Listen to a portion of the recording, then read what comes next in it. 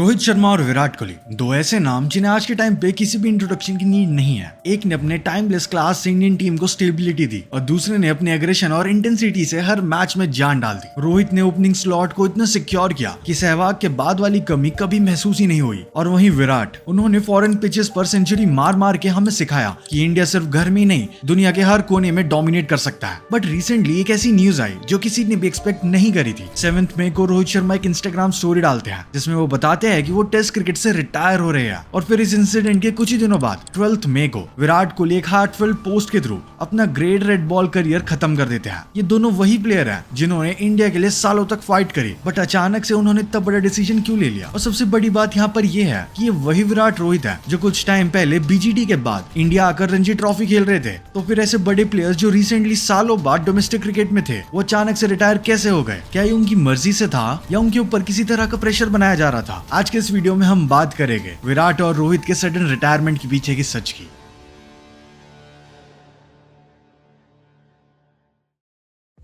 By the way, आप सबको एक अपडेट देना है। क्रिकेट एडिक्ट अब फेसबुक पर भी है। उधर सिर्फ वीडियोस ही नहीं बल्कि अमेजिंग क्रिकेट डिस्कशंस भी मिलेंगे, एंड इवन आप वहां पर हमसे डायरेक्टली कनेक्ट भी कर सकते हो, बस एक मैसेज भेजकर। लिंक डिस्क्रिप्शन में मिल जाएगा, फटाफट सब लोग फॉलो कर लो। अब ये सब कुछ समझने से पहले हमें थोड़ा पीछे जाना पड़ेगा, ज्यादा नहीं बल्कि 2024 में, जब न्यूजीलैंड की टीम इंडिया टूर पर आई थी। यस, ये वही इंडिया वर्सेस न्यूजीलैंड की टेस्ट सीरीज है जिसमें इंडिया का ओवरऑल परफॉर्मेंस डिसअपॉइंटिंग था, and we really got clean sweep for the first time in history. और हमारे 12 साल की होम अनबीटन स्ट्रीक भी टूट गए। और सीनियर प्लेयर्स स्पेशली विराट और रोहित, ये दोनों ही होम पिचेस पर स्ट्रगल कर रहे थे, जहां इन दोनों प्लेयर्स ने 6 इनिंग्स में 93 और 91 रन बनाए थे रिस्पेक्टिवली। और फिर आती है 2024-25 की बॉर्डर गावस्कर ट्रॉफी, जहां पे तो हालत और बिगड़ गई। विराट कोहली ने उस पूरे सीरीज में 5 मैचेस खेले, जहां उन्होंने 9 इनिंग्स में सिर्फ 190 रन बनाए with an average of 23.75। All दोनों ने एक सेंचुरी जरूर मारी, लेकिन कंसिस्टेंसी पूरे तरीके से गायब थी। और रोहित शर्मा का हाल तो और बुरा था। उन्होंने सिर्फ 3 मैचेस खेले और 5 इनिंग में बैटिंग करके सिर्फ 31 रन बनाए, और उनकी एवरेज थी 6.20 की। और इसी खराब फॉर्म की वजह से उन्होंने खुद को लास्ट मैच से ड्रॉप भी कर दिया था। लेकिन क्या 1-2 सीरीज के खराब फॉर्म की वजह से प्लेयर्स सीधा रिटायरमेंट ले लेंगे? वेल,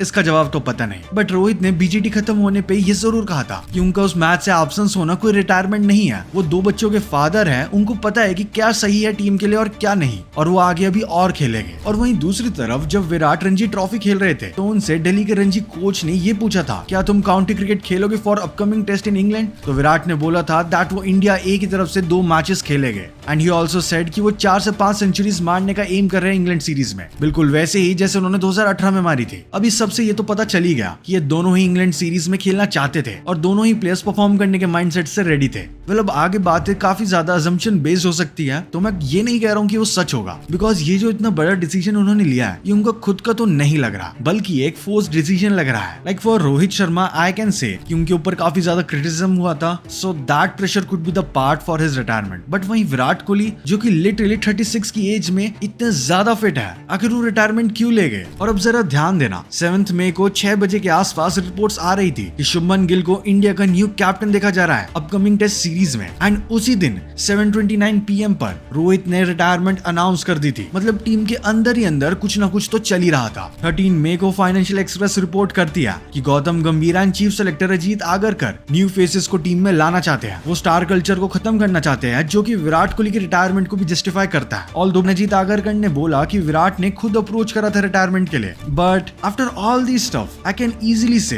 दैट कुछ ना कुछ इश्यूज जरूर था। लिटरली इंडियन टीम के अंदर इतना ज्यादा पॉलिटिकल स्टफ सुनने और देखने के बाद मेरे अंदर का क्रिकेट फैन आज ट्रॉमेटाइज हो चुका है, of course after 19 November shit. Anyways, अब विराट कोहली के करियर के बारे में अगर हम देखें तो उन्होंने टोटल 123 मैचेस खेले हैं, जिसमें से उन्होंने 210 इनिंग्स में 9230 रन बनाया with average of 46.85। In 123 matches में उन्होंने टोटल 30 सेंचुरीज और 31 हाफ सेंचुरीज लगाई है। वहीं रोहित शर्मा ने अपने टेस्ट करियर में टोटल 67 मैचेस खेले हैं, जिसमें से उन्होंने 116 इनिंग्स में 4301 रन बनाया विद एवरेज ऑफ 40.57। इन्होंने अपने टेस्ट करियर में टोटल 12 सेंचुरीज और 18 हाफ सेंचुरीज बनाई है। विराट ने अपनी कैप्टेंसी में इंडिया को 68 मैचेस में 40 टाइम्स जिताया है। with 3 test misses, 2018 BGT win in Australia, 2021 WTC runner-ups and even उनकी कैप्टनसी में इंडियन टीम 42 months तक फर्स्ट पोजीशन पर रही थी from October 2016 to March 2020, whereas Rohit Sharma ने अपनी कैप्टनसी में इंडिया को 24 मैचेस में लीड किया, जिसमें से 12 बार इंडियन टीम को जितवाया और फिर इंडिया में ही ऑस्ट्रेलिया को 2-1 से हराकर बीजीटी को रिटेन किया। 2023 की WTC में इंडिया को लीड किया, इंग्लैंड को 2024 में इंडिया के अंदर 4-1 से हराया। अब मैं जो कहने वाला हूँ वो ऑब्वियसली असम्पशन है, बट आई फील कि बीजीटी और न्यूजीलैंड सीरीज के बाद definitely team management next captain की खोज कर रही थी, यानी कि रोहित शर्मा को कैप्टनसी से हटाना, एंड जिसके लिए उन्होंने सुटेबल समझा शुभमन गिल को। और इसी वजह से जब रोहित शर्मा के साथ ये सब डिस्कस किया होगा तो उन्होंने सेल्फ रिस्पेक्ट के वे में ये फॉर्मेट छोड़ने का डिसीजन खुद से लिया, which is actually fine because it is said जहां पर आपको रिस्पेक्ट नहीं मिलती वहां पर आपको नहीं होना चाहिए। एंड फिर वहीं विराट कोहली के केस में मोस्ट प्रोबेबली ये हुआ होगा कि टीम ने उन्हें कह दिया होगा कि इंग्लैंड सीरीज के बाद हम आपको चांस आगे नहीं देंगे, हमें यंगस्टर्स को चांस देना है, which is actually fair. And इसी वजह से विराट कोहली ने ज्यादा टाइम ना वेस्ट करते हुए अभी रिटायरमेंट लेने का डिसीजन लिया। अब यहाँ पर बीसीसीआई का पीओवी भी काफी सही है because they want a future ready team, but यहाँ पर एक इशू ये है कि अब जो इंडिया की टीम इंग्लैंड जाएगी उसमें मैक्सिमम प्लेयर्स वहां के पिचेस पर खेले ही नहीं है, एंड सीनियर्स का होना टीम में काफी इंपॉर्टेंट रोल हो सकता था। Although we have seniors, for example Karun Nair जो कि वहां पे काउंटी क्रिकेट खेले हैं, जसप्रीत बुमराह, ऋषभ पंत, रविंद्र जडेजा एंड इवन शुभमन गिल जो कि WTC में वहां पर खेले थे,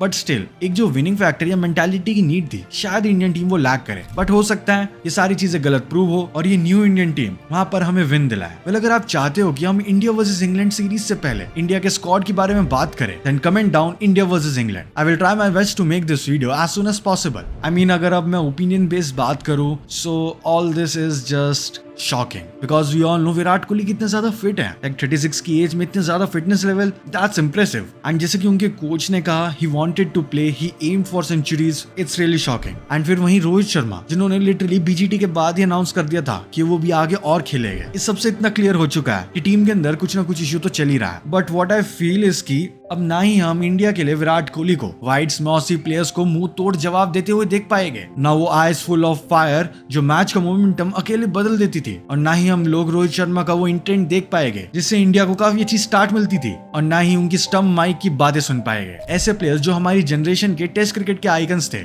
उनका ऐसे बिना क्राउड के फेयरवेल, बिना किसी इमोशनल गुड बाय के जाना काफी दिल से बुरा लगता है because the way they have contributed for the nation deserves more appreciation. लेकिन फिर भी thank you Rohit, thank you Virat for your efforts for the team and making our childhood more better. And with all this अब नए era का time आ ही चुका है। शुभमन गिल को India की लीडरशिप मिली है टेस्ट में, एक नई सोच, एक नई जनरेशन का प्रॉमिस। उम्मीद है वो इंडिया की लेगेसी को आगे और अच्छी तरह से कंटिन्यू कर पाएंगे और नए पेज पर नए रिकॉर्ड्स लिखेंगे। Well hoping for the best, good luck team India for England.